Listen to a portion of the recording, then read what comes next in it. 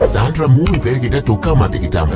First Subiksha சாண்ட்ராவை பத்தி நீங்க எப்படி என்ன ஸ்கூபிடு நாய் சொல்லலாம்னு கேட்டாங்க. அதுக்கு சாண்ட்ரா நான் ஒரு நாய் எல்லாம் சொல்ல, ஸ்கூபிடுன்றது மலையாளத்துல ஒரு கார்ட்டூன் கேரக்டரா. அதுக்கப்புறம் சுபிக்ஷா கிட்ட பேச முடியாம விலகி போயிட்டாங்க. நம்ம சேச்சி ரெண்டாவது அமித் கிட்ட மாட்டிக்கிட்டாங்க. சேச்சி அமித்தை பத்தி என்ன சொன்னாங்க, நான் சும்மா கேட்டு கிட்ட உட்காந்துக்கிட்டேன், அமிதா வெட்டி பைய பீன் பேக் எடுத்து போட்டு என் பக்கத்துல வந்து உட்கார்ந்து அப்படின்னு சொன்னாங்க. இதனால அமித்துக்கு சேச்சியை பிடிக்காம போயிடுச்சு. மூணாவது நம்ம கன்னியாக்கா சேச்சிக்கு சிறைப்பிடி கொடுத்தாங்க. கன்னியாக்கா என்ன சொன்னாங்களா, இந்த ஷோ உங்க குழந்தைங்க பாக்குறாங்கன்னு சொன்னீங்களே, நீங்க என்ன கிளவின்னு சொன்னீங்களே, அது உங்க குழந்தைங்க பாத்துருக்க மாட்டாங்களான்னு கேட்டாங்க. சேச்சிக்கு எதுக்குமே பதில் இல்ல. பிரஜன் தான் எல்லா பாவத்தையும் ஒயிட் வாஷ் பண்ற. சாண்ட்ரா 3 பேர்கிட்ட தொக்கா மாட்டிக்கிட்டாங்க.